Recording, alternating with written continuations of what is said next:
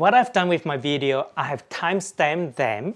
So I have timestamped in terms of the segments, so you can actually jump to the next segment if you don't want to look at how I prepare the ingredients. You can jump straight to the part where I do the cooking. So they're all timestamped. You can look under the description and it has the link, and you just click on that link for that segment that you want to watch.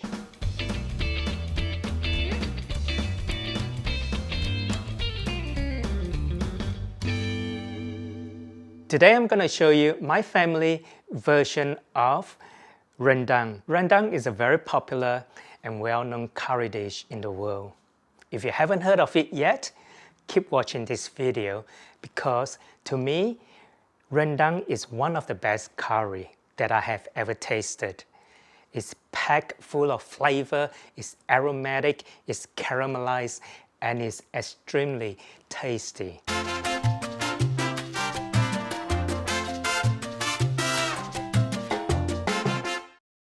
Now, Rendang traditionally is cooked making use of beef as the protein. It is a very dry curry, originally in Indonesia.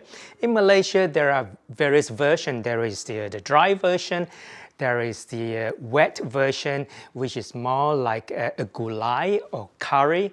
And then there is another version which is not as dry, somewhere in between the dry and the wet curry. The process of making rendang is really to cook it for a very long time until it caramelizes the meat and that the gravy itself has been reduced until it sticks to the meat. And that's the reason why you use beef, because beef takes a long time to make rendang. Today, because I'm making this video, I'm going to show you how to make chicken rendang. The steps are the same in terms of making the spice paste, but the process is shorter because chicken doesn't take much time to cook. So what I'm going to do today is to show you how to make your own rendang spice paste. In Malay, we call it rempah. The most important ingredients when it comes to making the spice paste for the rendang and to get that beautiful aromatic flavor comes from the lemongrass. And I'm going to use 2 lemongrass over here. Now, because my lemongrass over here is quite a big lemongrass, I'm going to use 2. But if you buy the lemongrass and it's quite a small stick, you may need 3 or 4. Because you want to get that lemony, citrusy flavor in the spice paste. Now, the other ingredients that are very important is the ginger. This is part of the ginger family, the ginger, the turmeric, and the galangal. For me, the galangal is very important because galangal itself is also known as blue ginger. It has a very, very beautiful aromatic smell. You can actually smell it when you put it near to your nose. It's really lovely. And the ginger and the turmeric itself is to give it that beautiful, bright orange color in the curry. So these 3 ingredients right here are very important, and the lemongrass. And the other thing is the kaffir lime leaves. This is kaffir lime leaves. I'm going to use about 5 of the kaffir lime leaves. Other standard ingredients when it comes to making a spice paste, obviously, is using the chili. I'm going to use 1 fresh red chili and 2 dried chilies to get that smoky flavor of the chili, and French shallots that I'm going to use, and garlic. This by no means is the standard version. This is basically my family version of making rendang at home, and I'm going to share with you because this rendang itself will go very well with the fried rice that I have made in my last video. The fried rice is a Nyonya style fried rice. If you missed that video, I have the link of the video below the description or on the top right of this video. When it comes to the taste, in terms of sweetness, the saltiness, and the caramelization of the dish, it's going to come from palm sugar, a little bit of salt, desiccated coconut. This right here is a caramelized dark soy, which I'm going to use to get that caramelized taste in my rendang. Rendang itself also refers to cooking the curry, making use of coconut milk. I'm going to use coconut milk, and towards the end, I'm going to add a bit of coconut cream. I have a whole chicken that I have bought at the market today, and I've asked them to chop it up into small pieces. To make the spice paste, I'm going to do it the traditional way. The traditional way of making the spice paste in a Nyonya home is making use of a mortar and pestle. You can always use the spice grinder or the blender. The dried chilies, just gonna break it in half, toss out the seeds.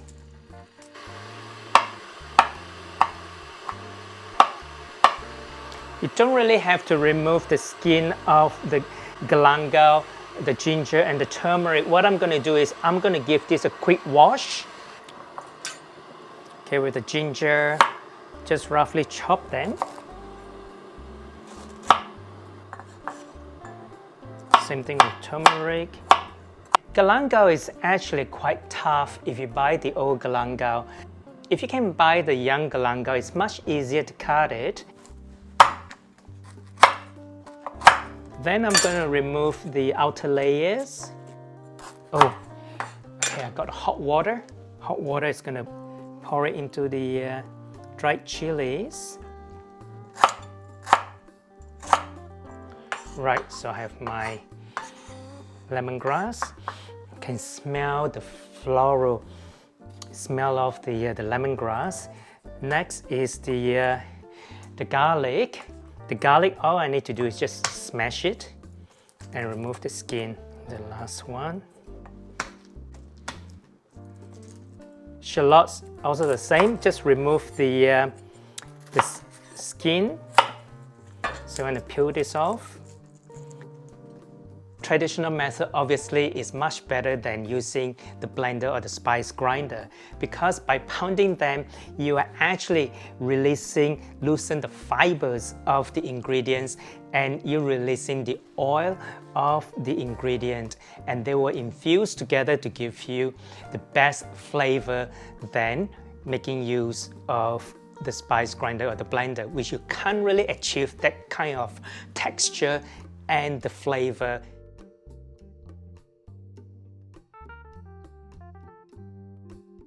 Okay, I'm gonna pound this first. Gonna add the chili, and I'm gonna add the garlic.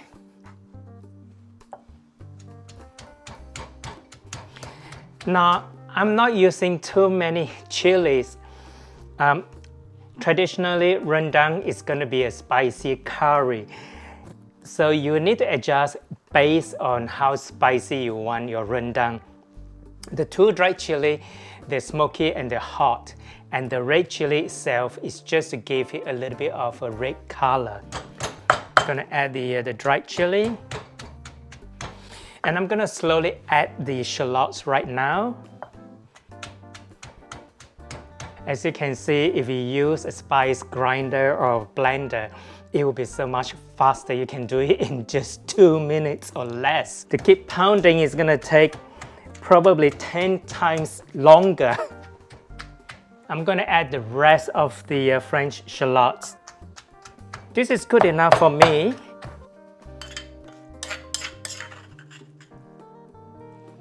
Now with the kaffir lime leaves, I'm going to shred them. Just roll it up and then just thinly slice them. I'm all done, so we can start the cooking. Now to fry the spice paste, we need to add a generous amount of cooking oil. If you're not sure if the oil is hot enough, just put a little bit, just a little pinch of the spice and just toss it in. If it doesn't sizzle, it means it's not hot yet, so I'm going to wait for a while. Okay, that's That's good enough, so I'm gonna toss in the spice paste.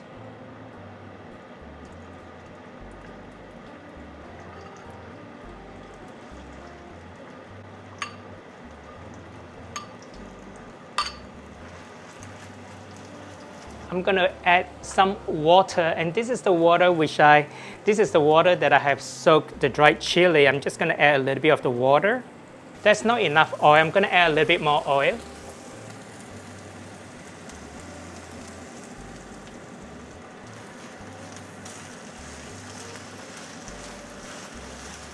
That's much better.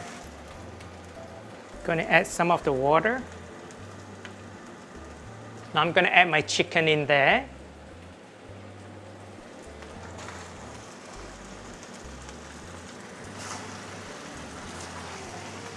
Caramelized that soy, I'm gonna add some.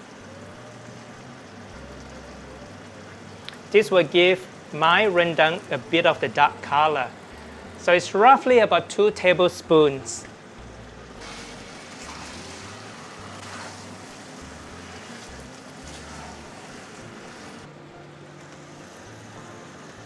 Add in the coconut milk.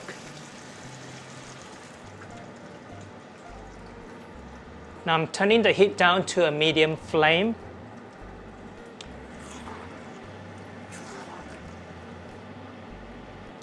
And add the kaffir lime leaves.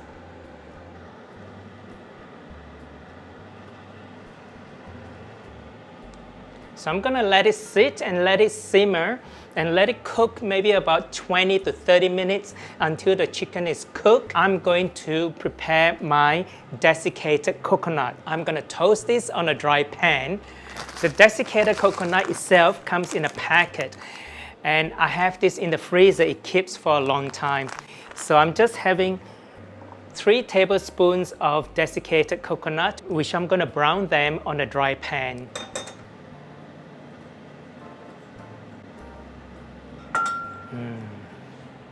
Love the smell of the coconut. It will be added last into my rendang to give it another layer of texture and richness in my rendang gravy. You can see it's starting to turn from white to light golden brown. Okay, I don't really want to burn it. This is good enough. And I need to remove this now before it starts to burn. Put it in the bowl. I'm gonna check on my rendang. Yeah, it's creamy. It looks rich and creamy with the coconut milk. What I'm gonna add next is the desiccated coconut, the toasted desiccated coconut. I'm gonna mix it through. Chicken is definitely cooked. It's been 30 minutes.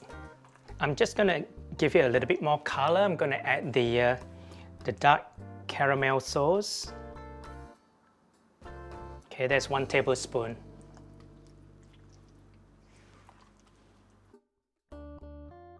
You need to taste it, and you need to adjust it based on your own taste. It's sweet enough, and it's salty enough, and it's really rich from the coconut, desiccated coconut, and the coconut milk.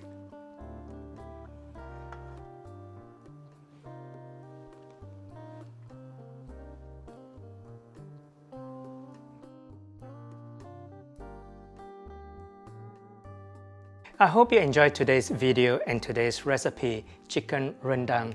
It goes very well with the fried rice that I make in my last video. Remember to catch up with that video. Now, if you're new to my YouTube channel and you haven't subscribed, remember to subscribe and share with your friends and family. Thanks for watching. My name is Victor Koo. See you in my next video.